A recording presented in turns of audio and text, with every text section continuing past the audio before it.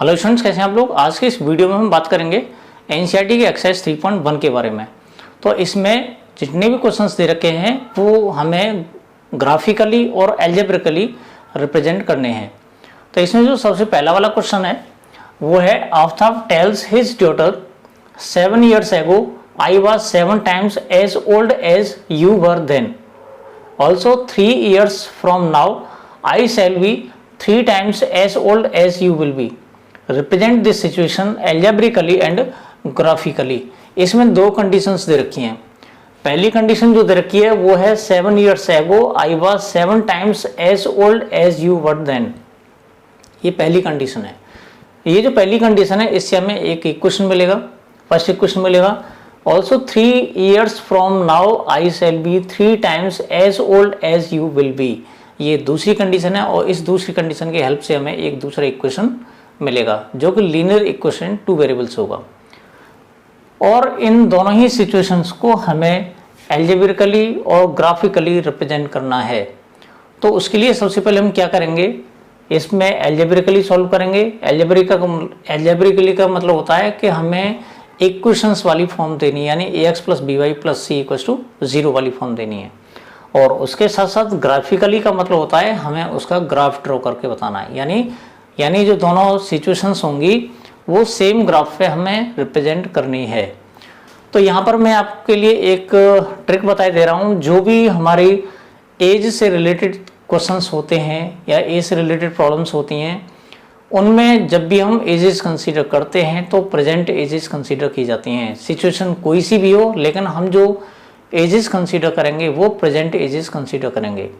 तो यहाँ पर सॉल्यूशन देख लेते हैं। इसमें एक आफ्ताब दे रखा है और एक उसकी डॉटर दे रखी है। तो हम दोनों की एजेस को हम डिफरेंट वेरिएबल्स की फॉर्म में कंसीडर करेंगे। Let Aftab's present age x years, daughters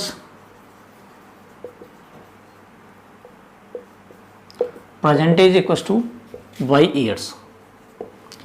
इसमें जो फर्स्ट वाली कंडीशन है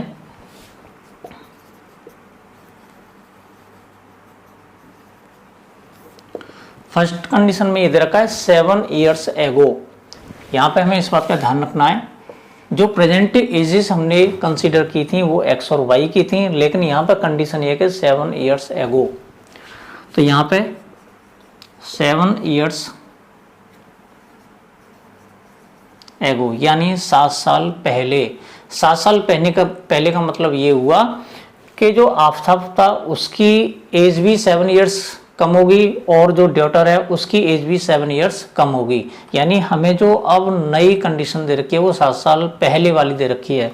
यानी आफ्ताब की जो एज होगी 7 साल पहले वो x - 7 होगी और डॉटर की जो 7 साल पहले की जो एज होगी वो y - 7 इतने ईयर्स होगी। और इनमें एक रिलेशन उसने दे रखा है, वो रिलेशन है I was 7 times as old as you were then। इसका मतलब ये हुआ कि 7 साल पहले की एज जो दोनों की थी उसमें कंडीशन ये है कि आफ्ताब की जो एज है वो डॉटर की एज की 7 टाइम्स है, यानी ये ऑलरेडी 7 टाइम्स है। और इन दोनों को हमें इक्वेशन की फॉर्म में कन्वर्ट करना है। तो इक्वेशन में हम इक्वल का साइन इस्तेमाल तब करते हैं जब LHS और RHS दोनों इक्वल होती हैं, और ये इक्वल तब होंगी क्योंकि ये 7 टाइम्स है। इसको हम 7 टाइम्स कर लेंगे तो ये दोनों ही कंडीशन इक्वल हो जाएंगी। एक बार और इसको दोबारा समझ लेते हैं। ये x - 7 जो दे रखी है वो 7 साल पहले की एज है आफ्ताब की, और y - 7 जो दे रखी है वो डॉटर की 7 साल पहले की एज है। तो 7 साल पहले वाली जो कंडीशन है उसमें ये दे रखा है कि आफ्ताब की जो एज है वो डॉटर की एज की 7 टाइम्स है। तो डॉटर की एज को हम 7 टाइम्स कर लेंगे और दोनों को इक्वल कर लेंगे। तो इसको x - 7 और इसको ले सकते हैं 7y - 49। इस 7y को उधर ले जाते हैं, इस 7 को उधर पहुंचाते हैं, तो हमारे पास x - 7y = -49 + 7 और x - 7y = -42। ये हमें पहली इक्वेशन मिल जाती है। इसकी जो दूसरी कंडीशन है,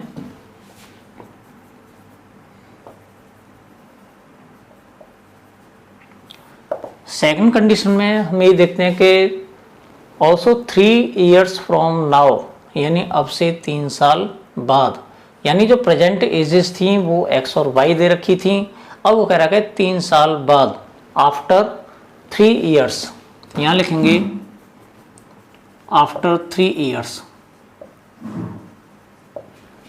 हमें मालूम है कि 3 साल के बाद में एज बढ़ती है, तो 3 साल के बाद में जब एज बढ़ानी है तो प्रेजेंट एज इसको हम 3 साल आगे बढ़ा लेंगे।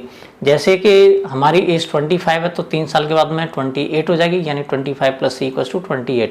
सेम कंडीशन यहाँ पर है, अगर इसकी एज x है तो इसकी एज x + 3 हो जाएगी, ये आफ्ताब की एज है। और डॉटर की एज y ईयर्स है तो इसकी जो एज है आफ्टर 3 years वो y + 3 हो जाएगी। अब कंडीशन ये दे रखी है उसने कि I shall be 3 times as old as you will be, यानी 3 साल के बाद में जितनी तुम्हारी एज होगी मैं उस एज का 3 गुना हो जाऊंगा, यानी अब ये 3 टाइम्स है, यानी आफ्ताब की जो एज है वो डॉटर की एज की 3 टाइम्स है। ये 3 टाइम्स है ऑलरेडी, तो इसको अगर हम 3 टाइम्स कर लेते हैं तो ये दोनों LHS RHS इक्वल हो जाती हैं। तो यहाँ पर इसको x + 3 और इसको ले सकते हैं 3y + का 9, इस 3y को उधर ले जाते हैं और 3 को उधर पहुँचा देते हैं, तो x - 3y = 9 - 3, और इस तरह से मैं x - 3y = 6, ये दूसरी इक्वेशन मिल जाती है। ये जो मेथड था ये था हमारा एल्जेब्रिकली मेथड, यानी एल्जेब्रिकली हम इसको इस तरह से रिप्रेजेंट कर सकते हैं। अब इसका हमें ग्राफ ड्रॉ करना है, यानी इसको ग्राफिकली रिप्रेजेंट करना है, तो उसके लिए हम क्या करते हैं, हमारे पास ये 2 इक्वेशंस हैं, इन दोनों इक्वेशंस का हम ग्राफ ड्रॉ करेंगे 1 by 1, और उसके बाद में हम इनको ग्राफिकली रिप्रेजेंट करेंगे। तो पहली इक्वेशन दे रखी थी हमारे पास x - 7y = -42, equation number first, और दूसरी इक्वेशन दे रखी है x - 3y, चलो इसको थोड़ा सा नीचे लिख लेते हैं क्योंकि इसका सॉल्यूशन हमें देना है। तो ये हो जाएगा x - 3y = 6, ये सेकंड इक्वेशन है हमारे पास। हमने दोनों इक्वेशंस को नोट कर लिया है। अब इसके बाद हमें इसका ग्राफ ड्रॉ करना है, तो ग्राफ ड्रॉ करने के लिए हमें मिनिमम 2 पॉइंट्स चाहिए और मिनिमम 3 पॉइंट्स चाहिए। किसके लिए? कि ये एक स्ट्रेट लाइन मिलेगी। हमें ऑलरेडी मालूम है कि अगर इक्वेशन हमें लीनियर दे रखी है, वो 2 वेरिएबल्स में है, तो हमें एक स्ट्रेट लाइन ही मिलेगी, तो हमें सिर्फ 2 ही पॉइंट्स की ज़रूरत पड़ेगी यहाँ पर। तो उसके लिए हम करते क्या हैं, अगर हम x की वैल्यू 0 पुट कर लेते हैं इसमें, अगर हम x की वैल्यू 0 पुट कर लेते हैं तो इसमें जो सॉल्यूशन मिलेगा 0 - 7y = -42, यानी -7y = -42, माइनस से माइनस कैंसिल हो जाएगा, तो y की वैल्यू -42/-7, और इस तरह से हमें 6 मिल जाता है। ये हो गई y की वैल्यू जब x की वैल्यू 0 है। इसको भी यहाँ से हटा लेते हैं। इसके बाद जब x की वैल्यू 0 तो y की वैल्यू हमें 6 मिल जाती है। अब इसके बाद में हम पुट करेंगे x की अदर वैल्यू, तो अदर वैल्यू के लिए पुट x की वैल्यू हम ऐसी पुट करेंगे कि x को इसमें से माइनस करें या सब्ट्रैक्ट करें और हमें जो आंसर मिल जाए वो 7 से डिविजिबल हो, यानी पुट x = 21। जब हम x की वैल्यू 21 पुट करते हैं तो ये हो जाएगा 21 - 7y = -42। 21 को हम अंदर ले जाते हैं तो -7y = -42 -21 -7y ये मिलेगा -63, और इस तरह से y की वैल्यू हमें 9 मिल जाती है। तो कहने का मतलब ये हुआ कि हमारे पास 2 वैल्यूज़ मिल गई x y। जब x की वैल्यू 0 थी तो y की वैल्यू इसमें हमें 6 मिली थी, और जब x की वैल्यू हमने 21 पुट की है तो हमें y की वैल्यू मिली 9। तो ये फर्स्ट इक्वेशन के लिए हमारे पास ये ग्राफिकली रिप्रेजेंटेशन के लिए कुछ वैल्यूज़ आ गई, यानी हमें कोऑर्डिनेट्स मिल गए हैं 2। बात कर लेते हैं दूसरी इक्वेशन की। तो दूसरी इक्वेशन थी हमारे पास x - 3y = 6। इसमें जब हम x की वैल्यू 0 पुट करते हैं तो हमें इसमें वैल्यू पुट करके देख लेंगे 0 - 3y = 6 और इस तरह से y की वैल्यू हमें माइनस का 2 मिल जाएगी। इसको सॉल्व करेंगे तो y की वैल्यू हमें माइनस का 2 मिलेगी। अगर हम y की वैल्यू 0 पुट कर देते हैं तो ये हो जाएगा x - 3 × 0 = 6, यानी x - 0 = 6 और इस तरह से हमें x की वैल्यू 6 मिल जाती है। तो इस बार हमारे पास जो कोऑर्डिनेट्स मिले हैं वो मिले हैं दूसरी इक्वेशन के लिए x - 3y = 6 के लिए जो कोऑर्डिनेट्स मिले हैं 0, -2,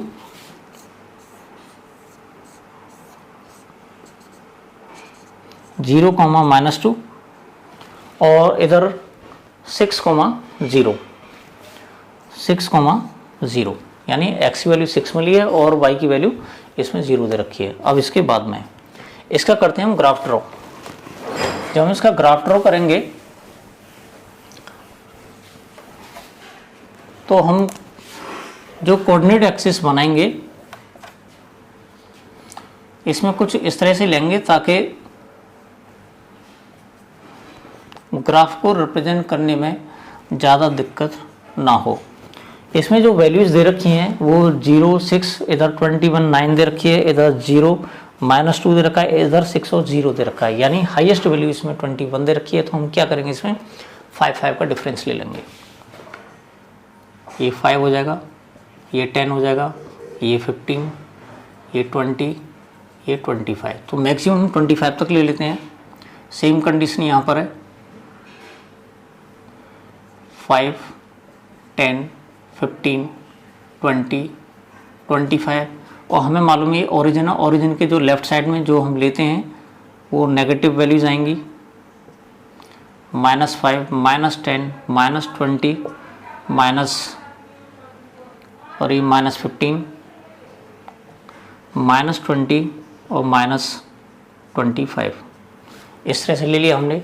और इधर डाउनवर्ड डायरेक्शन में जब हम लेंगे इसको तो अभी ये भी नेगेटिव वैल्यूज आएंगी, -5, -10, -15, -20 और -25 ये वैल्यूज आ गई हमारे पास।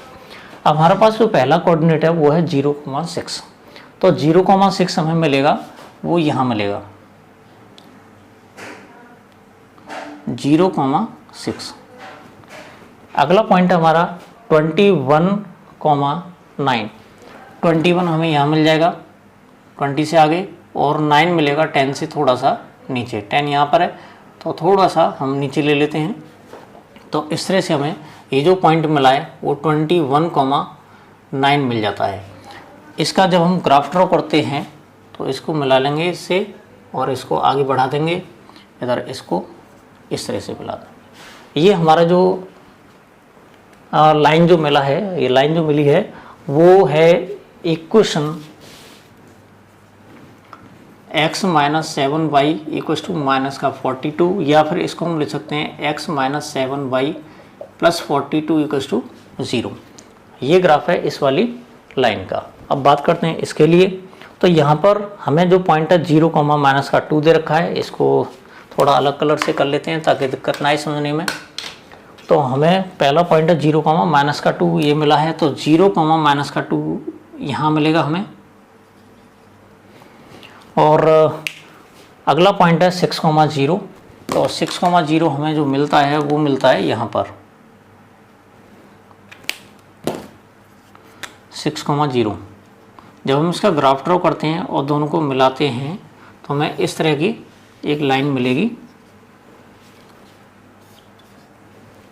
और इस लाइन का जो इक्वेशन है वो दे रखा है x - 3y - 6 = 0। तो ये है हमारा ग्राफिकली रिप्रेजेंटेशन। और ये जो दे रखा है इतना पोर्शन ये वाला, और ये दे रखा है हमारा एल्जेब्रिकली रिप्रेजेंटेशन। तो मैं समझता हूँ ये जो पहला क्वेश्चन है आराम से इसमें आ गया, वो कोई दिक्कत नहीं होगी। बात कर लेते हैं नेक्स्ट क्वेश्चन की। जो सेकंड क्वेश्चन है वो है the coach of a cricket team buys 3 bats and 6 balls for ₹3,900। Later, she buys another bat and 3 more balls of the same kind for ₹1,300. Represent this situation algebraically and graphically. कहने का मतलब हुआ एक cricket coach है, वो 3 bats और 6 balls खरीदता है 3900 रुपीज़ में। खरीदता है नहीं, खरीदती है क्योंकि CS में। उसके बाद C buys another bat and 3 more balls of the same kind for rupees 1300, यानी वो एक बैट और 3 बॉल्स वो खरीदती है 1300 रुपये में। तो इस सिचुएशन को हमें एल्जेब्रिकली और ग्राफिकली रिप्रेजेंट करना है। आइए इसका सॉल्यूशन देख लेते हैं। जो फर्स्ट केस है या फर्स्ट कंडीशन है, इसके अकॉर्डिंग आइए सबसे पहले कंडीशन नहीं बल्कि इसको हमें कंसीडर करना पड़ेगा कि जो बैट की कॉस्ट क्या है और बॉल की कॉस्ट क्या है। Let cost of each bat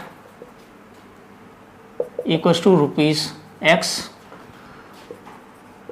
cost of each ball equals to ₹Y, यानी एक बैट की जो कॉस्ट है वो X रुपये है और एक बॉल की जो कॉस्ट है वो है Y रुपीज़। इसके बाद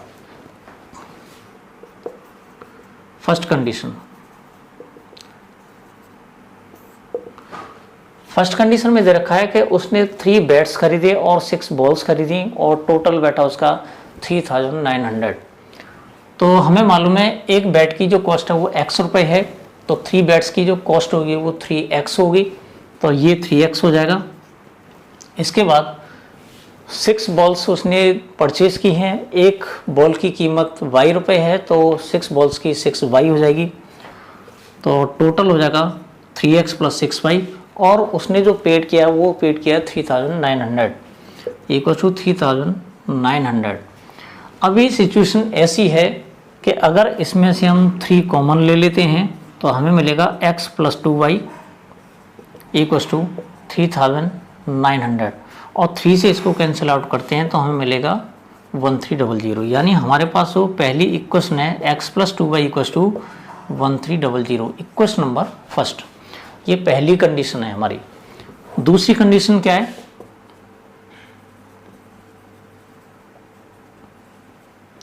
सेकंड कंडीशन में वो कह रहा है कि उसने एक बैट और 3 बॉल खरीदी सेम काइंड की और वो खरीदी 1300।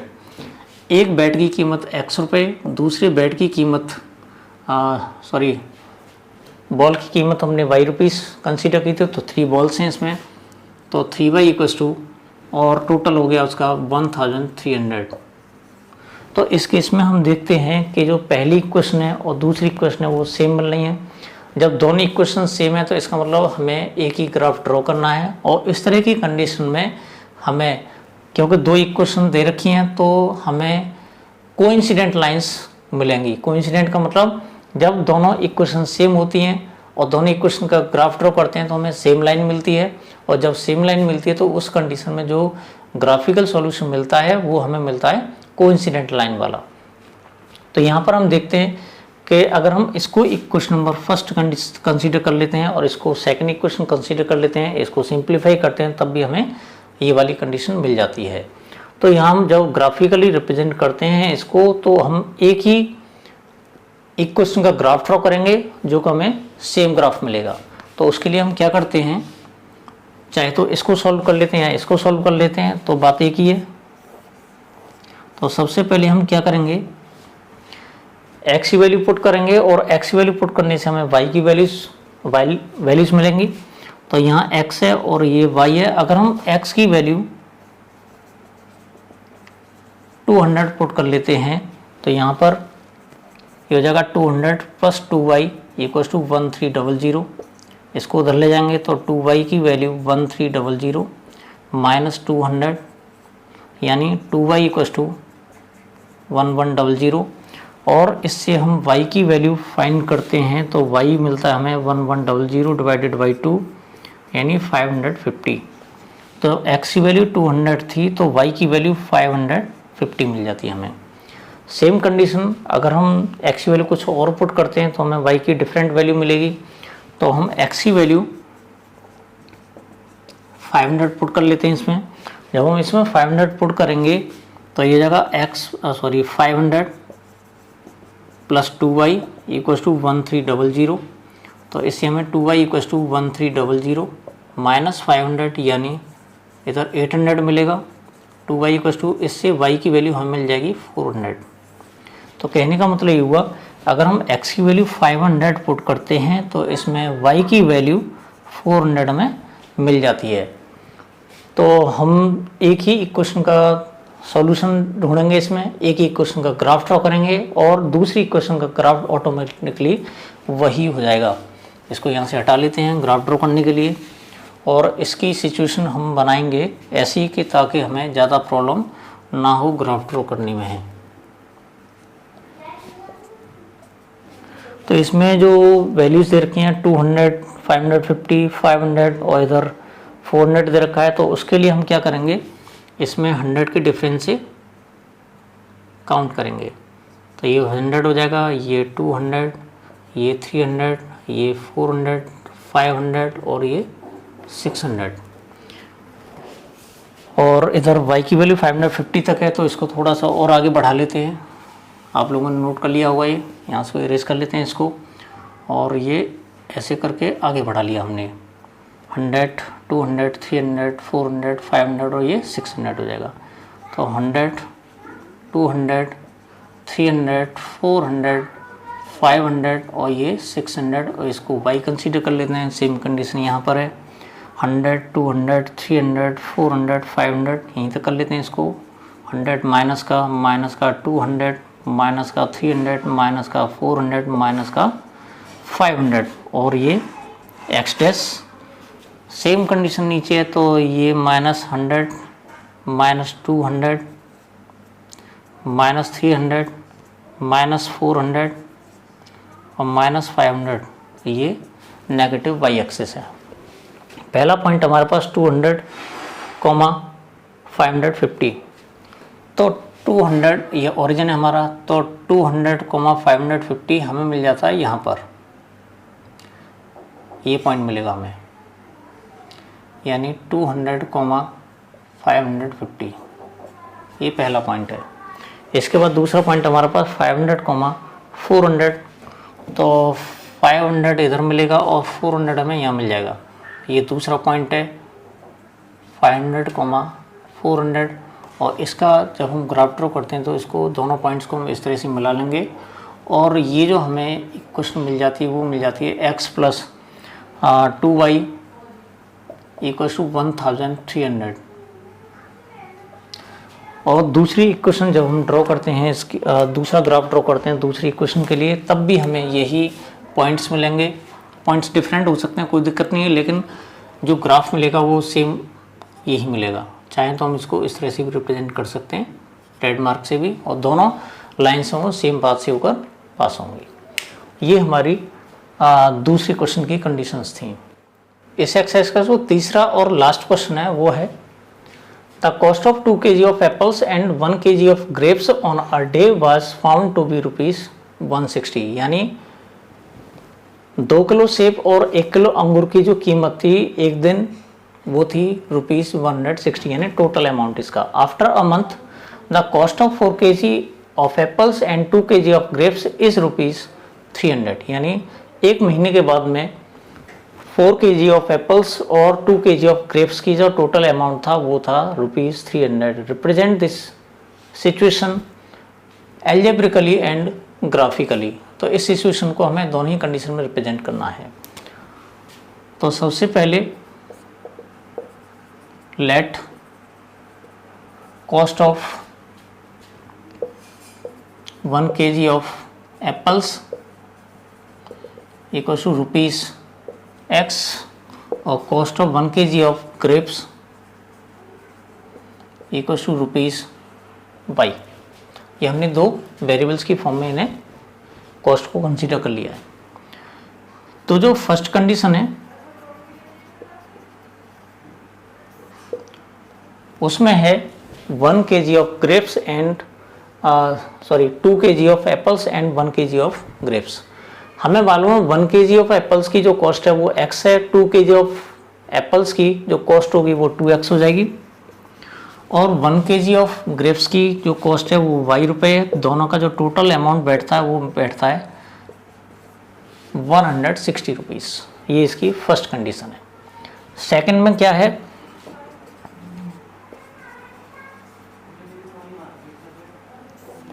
सेकंड कंडीशन में वो कह रहा है after a month the cost of 4 kg, यानी अब जो ग्रेप्स जो एप्पल्स उसने लिए हैं वो लिए हैं 4 kg और 1 kg की जो कॉस्ट दे रखी है वो x रुपीज़ है, तो 4 kg की जो टोटल कॉस्ट होगी वो 4x हो जाएगी।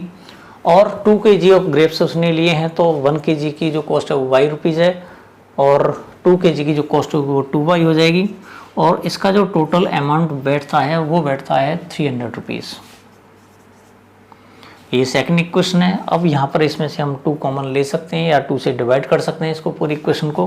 तो 2 जब हम कॉमन लेंगे तो ये बचेगा हमारे पास 2x plus Y equals to 300। 2 से इसे कैंसिल करेंगे तो 150 और इस तरह हमें दूसरी इक्वेशन मिल जाती है 2x plus Y equals to 150। ये एल्जेब्रिक मेथड था।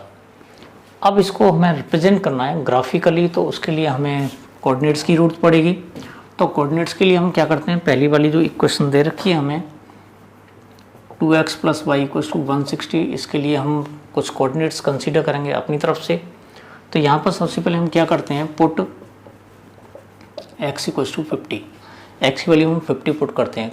वैल्यूज ऐसी लेते हैं ताकि ग्राफ ड्रॉ करने में ज़्यादा दिक्कत ना आए, सिंपलेस्ट वैल्यू।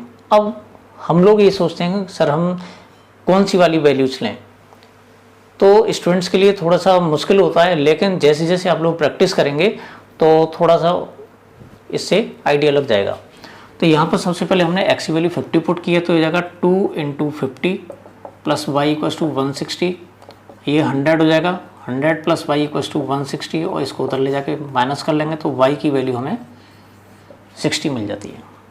ये हमारा पहला इक्वेशन है, पहली वैल्यूज है, पहला कोऑर्डिनेट है। अब इसके बाद हम क्या करेंगे, put x equals to 100, x की वैल्यू 100 पुट करेंगे। तो जैसे इसमें 100 पुट करते हैं तो ये जाएगा 2 × 100 प्लस वाई इक्वल्स टू 160, तो ये जाएगा 200 प्लस वाई इक्वल्स टू 160 और इससे हमें y इक्वल्स टू 160 माइनस 200 और इस तरह से y की वैल्यू हमें माइनस का 40 मिल जाती है। ये है दूसरा इक्वेशन। कहने का मतलब ये हुआ, इसके लिए ग्राफ ड्रॉ करते हैं तो हम x और y इन कोऑर्डिनेट्स की हेल्प से करेंगे। x की वैल्यू जब हमने 50 पुट की थी तो हमें y की वैल्यू 60 मिली थी और जब x की वैल्यू 100 पुट की है तो हमें y की वैल्यू माइनस का 40 मिल जाती है। हमें 2 कोऑर्डिनेट्स मिल गए पहली वाली इक्वेशन के लिए। तो बात कर लेते हैं दूसरी वाली इक्वेशन के लिए। 2x plus Y equals to 150, यहाँ पे x की वैल्यूज पुट करेंगे और y की वैल्यूज उसी तरह से हम निकालते रहेंगे।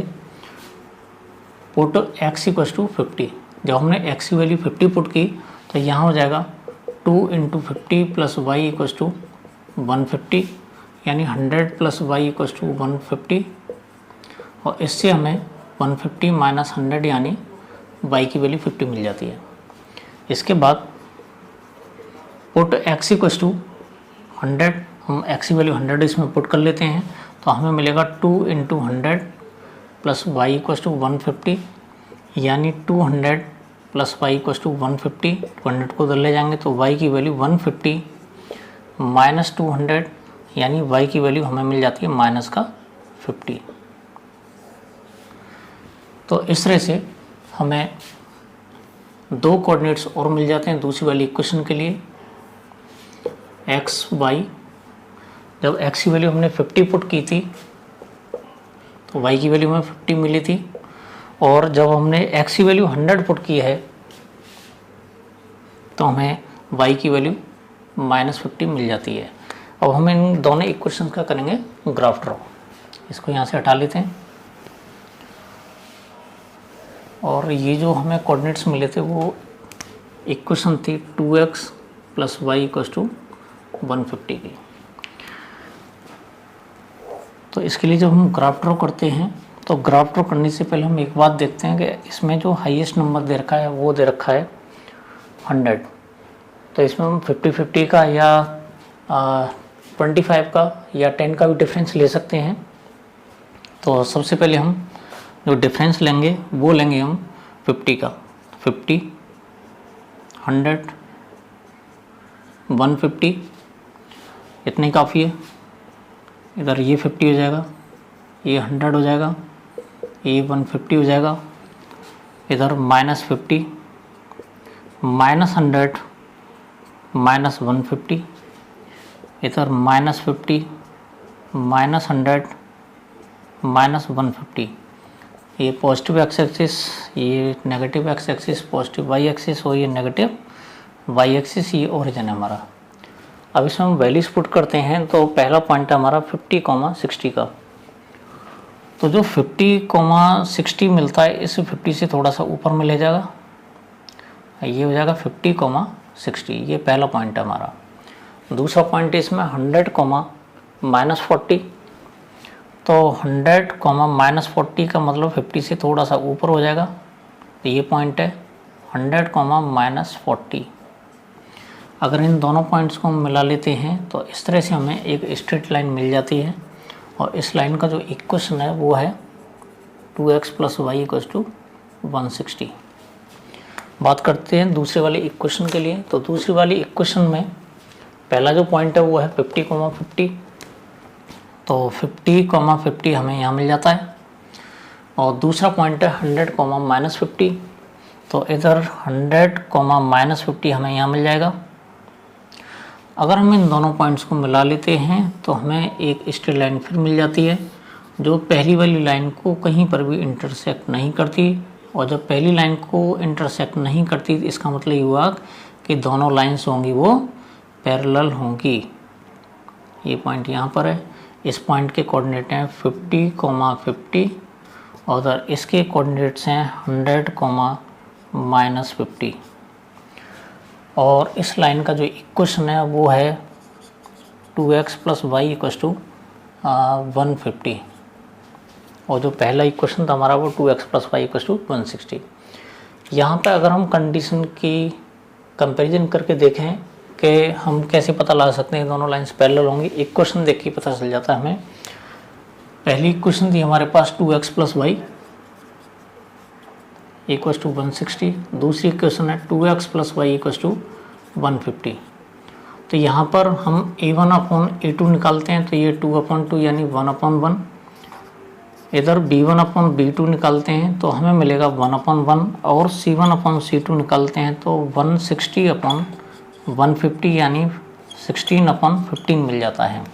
तो हम देखते हैं कि a1/a2 = b1/b2 not equal to c1/c2 मिल रहा है हमें। और ये जो कंडीशन होती है वो नो सॉल्यूशन की होती है। और नो सॉल्यूशन में हमें मालूम है दोनों लाइंस एक दूसरे को कहीं पर भी इंटरसेक्ट नहीं करती, और जो लाइंस इंटरसेक्ट नहीं करती वो पैरेलल होती हैं। तो मैं समझता हूँ कि इस एक्सरसाइज के जितने भी क्वेश्चन सारे के सारे समझ में आ गए होंगे। अगर किसी क्वेश्चन में प्रॉब्लम आती है तो आप लोग कमेंट बॉक्स में आके बताइएगा मुझे। मैं और किसी वीडियो में इन क्वेश्चंस को फिर दोबारा डिस्कस करूँगा।